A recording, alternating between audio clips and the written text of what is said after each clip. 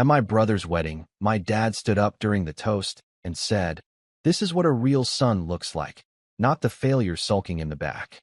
The room fell silent as everyone turned to stare at me. I forced a smile, but they had no idea what I was about to do next. I, 32M, sat in the back corner of the reception hall, nursing a glass of whiskey that had gone warm in my hand. The chair scraped against the hardwood floor as I shifted my weight, trying to make myself smaller, more invisible. My brother stood at the center of everything, as he always had, his arm around his new wife, both of them glowing under the soft amber lights strung across the ceiling. The room smelled of expensive catering and champagne, the kind of wedding my parents had always dreamed of throwing. Just not for me. The best man finished his toast to scattered applause and laughter. Then my father stood up. I should have known something was coming by the way he'd been drinking all evening, by the way his eyes kept finding me across the room with that familiar mixture of disappointment and contempt. He raised his glass, and the room quieted down to listen. That's when he said it. The words cut through the comfortable hum of celebration like a knife through silk. He gestured toward my brother with pride, called him a real son, someone who had made something of himself. Then he turned, looked directly at me, and mentioned the failure sulking in the back. Every head in that reception hall swiveled in my direction. Aunts, uncles, cousins, family friends, all of them staring. My mother looked down at her plate. My brother shifted uncomfortably, but said nothing. I forced a smile, lifted my glass slightly in acknowledgement. Let them think whatever they wanted to think. But inside, something cold and calculated clicked into place. They had no idea what I was about to do next. The thing about being the family disappointment is that people stop paying attention to you. They write you off, stop asking questions, stop wondering what you're really up to. And that invisibility, that complete lack of interest in my life, had given me the perfect opportunity over the past 3 years to build something they knew nothing about. While my brother climbed the corporate ladder at our father's firm, while he bought his luxury condo and drove his German sedan, I'd been working 16-hour days on a tech startup. No family funding, no nepotism, just me and 2 partners from college grinding it out in a cramped office space that smelled like stale coffee and ambition. 6 months ago, we'd been acquired by a major corporation. The number had 8 figures in it. My cut was enough to retire on, but I wasn't the retiring type. I kept it quiet. Didn't tell my parents, didn't broadcast it on social media, didn't show up to family dinners in expensive clothes. I drove the same beat-up sedan, lived in the same modest apartment, and let them all continue believing whatever narrative they'd constructed about my life. My mother still asked when I was going to get a real job. My father still made comments about wasted potential. The wedding reception continued around me. I stayed for another hour, made polite conversation with relatives who looked at me with pity, endured the sympathetic shoulder touches from cousins who thought they understood. Then I slipped out early, drove home, and started making phone calls. My father's commercial real estate firm had been struggling. I knew this because I'd made it my business to know. The business he'd built over 30 years was hemorrhaging money, weighed down by bad investments and an outdated business model. He'd been too proud to adapt, too stubborn to listen to anyone who suggested change. My brother, his golden child and vice president, had only made things worse with a series of disastrous property acquisitions over the past 2 years. They were in debt. Serious debt. The kind that keeps you up at night and makes you snap at your family during dinner. The kind that makes you drink too much at your son's wedding and say things you might regret. Or maybe he wouldn't regret it. Maybe he meant every word. 3 days after the wedding, I sat in a conference room with my lawyer and my financial advisor. We discussed the purchase of my father's company's debt from their primary lender. It wasn't cheap, but I had the resources. More importantly, I had the motivation. The bank was happy to offload a troubled loan. The paperwork took 2 weeks. I didn't make my move immediately.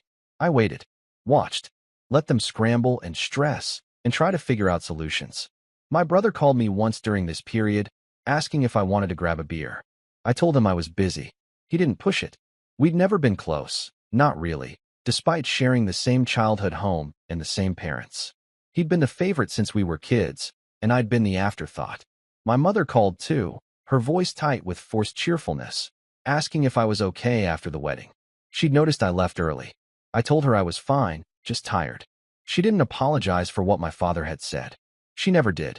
Her strategy had always been to pretend uncomfortable things never happened, to smooth over the cracks with pleasantries and subject changes. For weeks after the wedding, I called my father's office and scheduled a meeting. His secretary sounded surprised to hear from me. I rarely contacted them directly. I showed up on a Tuesday afternoon in a tailored suit I'd never worn around them before, carrying a leather portfolio that probably cost more than my old car. The look on my father's face when I walked into his office was almost worth the price of admission by itself. Confusion, maybe a flicker of shame, definitely surprise. He asked what brought me by. I told him we needed to discuss the future of his company. He bristled immediately, defensive, asking what I could possibly know about running a business. I sat down without being invited and opened my portfolio, slid the documents across his desk, explained, in simple terms, that I now owned his debt. All of it. Every penny his company owed. And I was calling it in. The color drained from his face. He picked up the papers with shaking hands, scanning through them as if hoping to find some mistake, some loophole. There wasn't one. My lawyers had been thorough. He asked how this was possible, where I'd gotten this kind of money. I reminded him that he'd never asked about my work, never shown interest in what I was actually doing with my life. Failures don't warrant attention, after all. His jaw worked silently for a moment. Then he tried anger, demanded to know what I wanted. I told him the truth. I wanted him to sell the company. Not to me. I had no interest in running his failing business. But to sell it, use the proceeds to pay off the debt, and then retire. The alternative was bankruptcy, public and humiliating, which would destroy not just the business, but his reputation in the industry he'd spent decades building. He called me names then. Ungrateful, vindictive, cruel. Said I was destroying the family legacy out of spite. I sat there and took it, let him rage until he ran out of steam. Then I asked him if he remembered what he'd said at the wedding. He went quiet, looked away, told me he'd had too much to drink, that I was being too sensitive. I stood up, told him he had 30 days to make a decision. Then I left. My brother showed up at my apartment that evening. He'd clearly been sent by our father, probably with instructions to talk sense into me, to appeal to family loyalty or brotherhood or whatever emotional lever they thought might work. He stood in my doorway looking uncomfortable, asking if we could talk. I let him in. He tried the reasonable approach first. Talked about how the business supported the family, how our father had built it from nothing, how destroying it would hurt our mother too. I listened without interrupting. When he finished, I asked him if he'd stood up for me at the wedding. If he'd said anything when our father publicly humiliated me in front of everyone we knew. He looked at his shoes, said it wasn't the right time to make a scene, said he figured we could talk about it later, privately. I told him that his silence had been a choice, just like this was my choice now. He got angry then, said I was being petty, that I was acting like a child holding a grudge. I reminded him that I was offering a way out, that bankruptcy would be much worse for everyone involved. He asked what I wanted from him. I said nothing. I didn't want anything from any of them anymore. He left looking defeated, and I felt nothing watching him go. Update 1.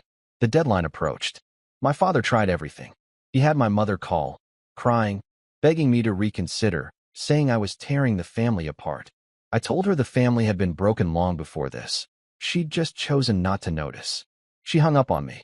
Other relatives got involved. Aunts and uncles I barely spoke to suddenly had opinions about my choices, about family forgiveness and letting go of the past. I stopped answering calls from numbers I recognized. My father's lawyer reached out to my lawyer, trying to negotiate terms, extensions, anything. I instructed my legal team to stick to the original agreement. 30 days. Sell and pay, or face bankruptcy proceedings. With 1 week left, my brother showed up again. This time he looked worse, like he hadn't been sleeping. He sat on my couch and told me everything. How bad the debt really was. How much their lifestyle had been built on borrowed money and false confidence. How our father had taken out personal loans guaranteed against the business. How my brother's own finances were tangled up in the company's fate. He asked me what it would take to make this go away. I told him the truth. Nothing would make it go away. This wasn't a negotiation. He asked if I hated them. I said no. Hate required caring, and I'd stopped caring somewhere around the 100th time I'd been dismissed, overlooked, or compared unfavorably to him. He cried then, actually broke down in my living room, admitting that he'd always known our father favored him, that he'd felt guilty about it sometimes, but never guilty enough to say anything. He apologized for the wedding, for all the years of standing by while I was treated like I didn't matter. I appreciated the apology. Told him so. But I also told him it didn't change anything. Some things break beyond repair. On day 29, my father agreed to sell.